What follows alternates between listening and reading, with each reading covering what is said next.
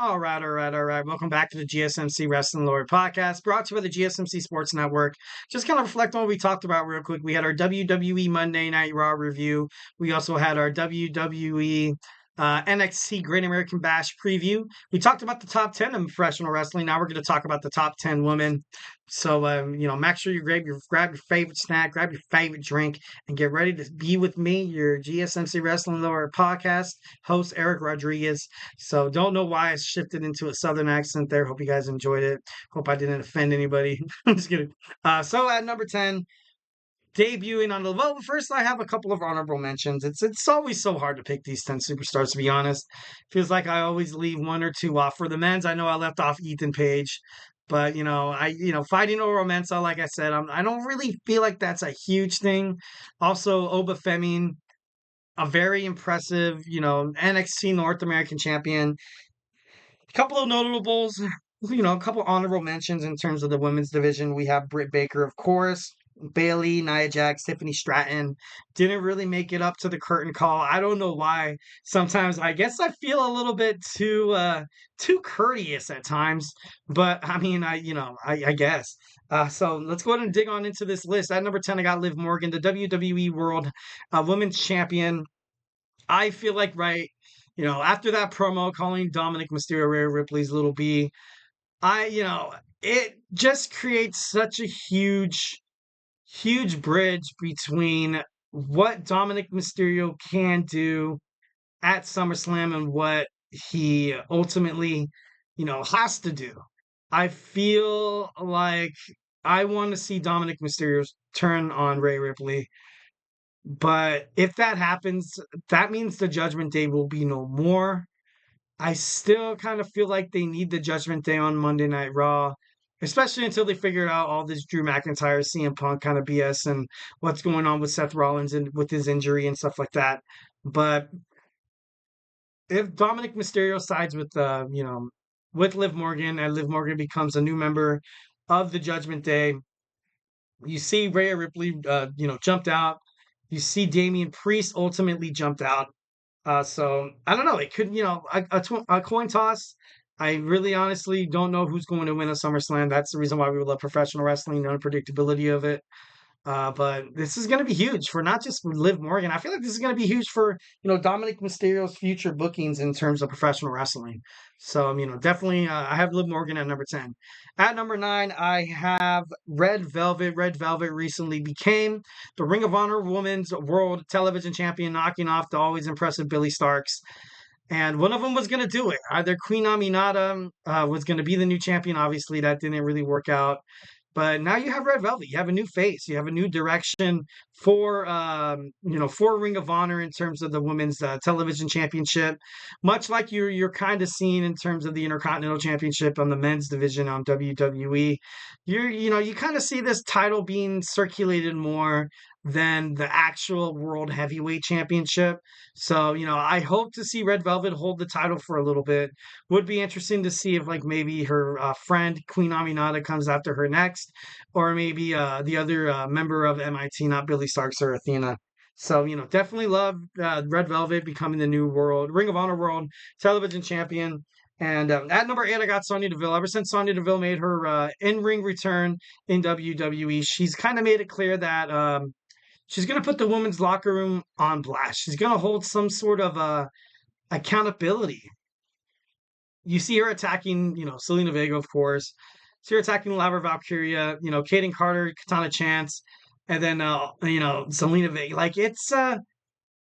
When she created this stable, she's kind of put on her back Shayna Baszler's career, and also Zoe Stark. And I do firmly, give respect to Sonya Deville for going out there and actually, kind of doing that and utilizing the potential of these women. So, obviously you need a face, you need a leader.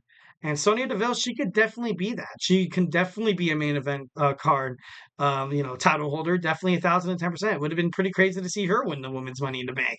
But now I loved that promo that, when you had Damage Control come out, kind of having Damage Control, kind of play the babyface strings a little bit, kind of testing the waters in terms of the WWE universe. And I think they took it hook, line, and sinker. I think 1,010% you're going to be seeing like a different persona of Damage Control.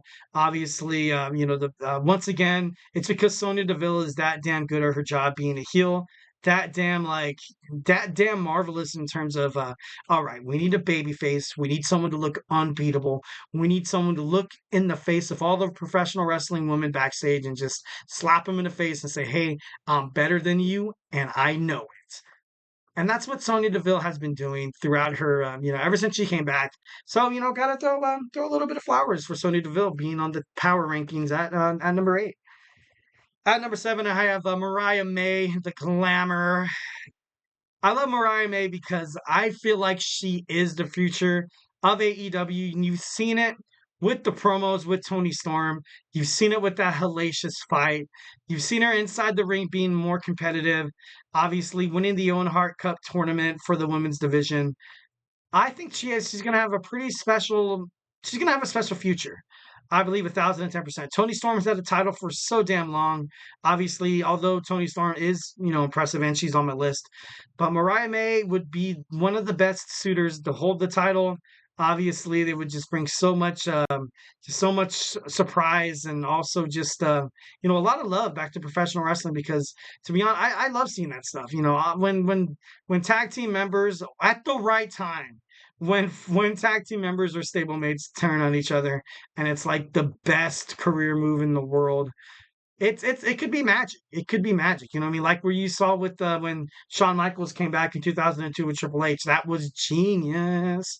1,010%. I loved it. And they have enough prestige and credibility within the company to come back in their careers and come back and be like, all right, we beat the shit out of each other and now we're gonna do DX again. You know what I mean? So, definitely love where Mariah May. She's young, she's hungry, determined. Definitely looks like the new face of AEW, especially at All In. All In's one of the biggest events in terms of AEW. Usually events like that, like WrestleMania, like TNA Slammiversary. It's a nice little like a restart. It's a nice little reboot. See what putting the strap on this person does in terms of creative attributes, also directions and storylines and stuff like that. So definitely think the Mariah May, the Glamour, is there sitting at number 7. At number 6, I had Rhea Ripley for 2 weeks at number 1, slowly but surely falling out of love with Rhea Ripley. But I think she's great. I still think that she's a top contender. You know what I mean? So, but like this whole Judgment Day turmoil, this whole thing between Dirty Dom and Liv Morgan. For me, I don't know why, but I feel like I'm growing a little tiresome of it. I don't know, obviously I could be, pulling the strings of the wrong guitar right here. Please don't turn off my show. But no, I'm just kidding. But Rhea Ripley, I gotta be honest, is the best wrestler probably within the women's division right now. So, if this was a list based on athletic in ring capabilities and wins and losses, you would probably have Rhea Ripley number 1 all the time. You probably have, hell, maybe you have Bianca Belair, Jade Cargill, maybe even, Charlotte Flair still up there. Like, you know what I mean? But in terms of power rankings, you kind of have to have everything, even the kitchen sink, even a little bit of sauce. You need the meat, you need the tenderizer, you need the full burger, you need the lettuce, the tomato, the ketchup, the mustard, the pickles, and the mayonnaise. And you need all that wrapped up in the one to make an overall, a great superstar. Like I had Liv Morgan at number 1. I don't think her in-ring capabilities really match up to, those of Britt Baker, Tiffany Stratton, Bailey. But she's the talk of professional wrestling. The way she's cutting promos and stuff like that. The way she's performed in ring enough to be considered as like okay, like she's the top 10. You know what I mean? She's worthy enough to hold the championship. But it's always so hard. It's always so hard. But at number 6, I have Rhea Ripley. At number 5, I have the NXT Women's World Champion, Roxanne Perez.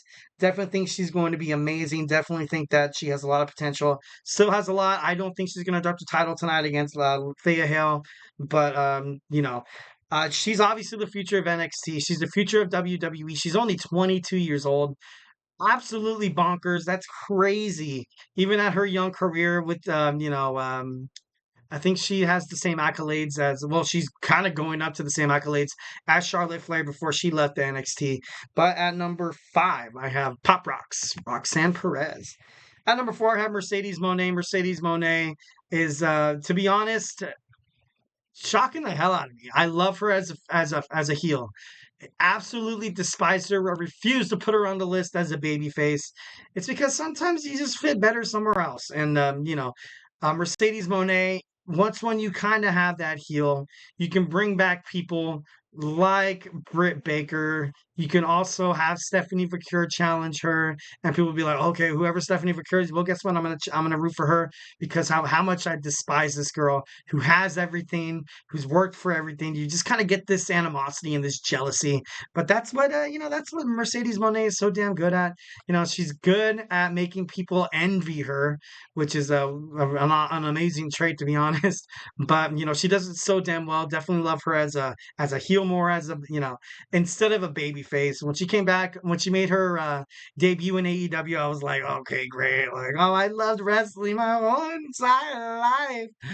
Oh my god! Like, I'm just kidding. No, but like, I just think her coming out that smug face, like you're not good enough to fight me. You don't deserve a championship, man. Like, you know what I mean? I just like it better. I like it better, 1,010%. All right, at number 3, I have Athena. Not really much for words here, but she successfully retained her Ring of Honor World Women's Champion. The list goes on. Another one marked and X'd off is Queen Aminata, and now she's still hitting that record. Lord only knows how long it's gonna last now, because I feel like nobody on Ring of Honor really can kind of, can really kind of match her sauce, so to speak. So Athena, it looks like she's gonna go for another 500 days. Would be pretty awesome. And it's not like it's a bad thing, and it's not like oh they're gonna get like she wins again. Like no, she works her arse off to get every single win. So you got to respect the fluency. You got to respect the consistency here from the Ring of Honor Women's World Tag Team, Women's World Champion, and she linked up with a couple of MIT stablemates, and they're causing havoc. Obviously it's you can't do it alone out there. It took Roman Reigns, it took him to have the bloodline to help him achieve greatness. And now you have Athena doing it with the help of MIT. Although there was a promo where I did see Billy Stark look at Athena and be like, "Okay, yeah, glad you're enjoying yourself. Not really any sympathy for my loss. You know what I mean? Like, but maybe that could be a storyline in the foretelling in the foreshadowing in the future. But I don't know. Pretty excited to watch it. At number 2, we have the TNA Knockouts World Champion Jordan Grace. Love Jordan Grace. She keeps mowing them down, knocking them up, killing them. Absolutely killing them. No, she didn't really kill Ash by Elegance, to be brutally honest. I thought it was a great match. But this girl, the juggernaut of TNA Knockouts division, she's not going to be taken, she's not, you shouldn't take her lightly. She's definitely one of the most professional, one of the most impressive professional wrestlers in the women's division in terms of all the professional wrestling. When you think of professional wrestling and success, especially when it comes to TNA, you think of Jordan Grace. Jordan Grace is, putting TNA women's fighting back on the map. So 1,010% at number 2, I have Jordan Grace. And wrapping it up at number 1, I have the timeless Toni Storm. You had Toni Storm kind of go down to, and obviously, kind of had to make room for Rhea Ripley. But you've seen her go down to the number 2 slot. But something that you gotta love about Toni Storm is she's represented AEW Women's Division so well. You've seen this storyline between Mariah May just build up, build up, build up. You've seen her. You've seen Toni Storm knock down a lot of crazy talented women stars in AEW, even Ring of Honor, also New Japan Professional Wrestling, as well as CMLL. So definitely got to respect the timeless Toni Storm. Is she going to lose her title at AEW All In Wembley Stadium in London?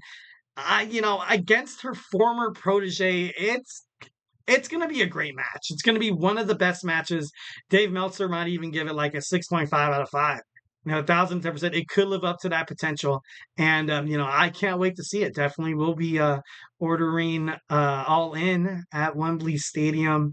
On Bleacher Report. I usually do it on YouTube. I usually rent it on YouTube, and it serves me pretty well. After that, I can watch it after like 30 days or something like that. All right, guys, we talked about the women's wrestling, my top 10. Now, to finish it all off, every Tuesday we do it. We're going to jump into my DeLorean, gun it to 88 miles per hour, take you back in time on this date of July 30th through time. So, hey, grab your seatbelt, grab your favorite snack and your favorite drink, and join me back here in about like 20 seconds.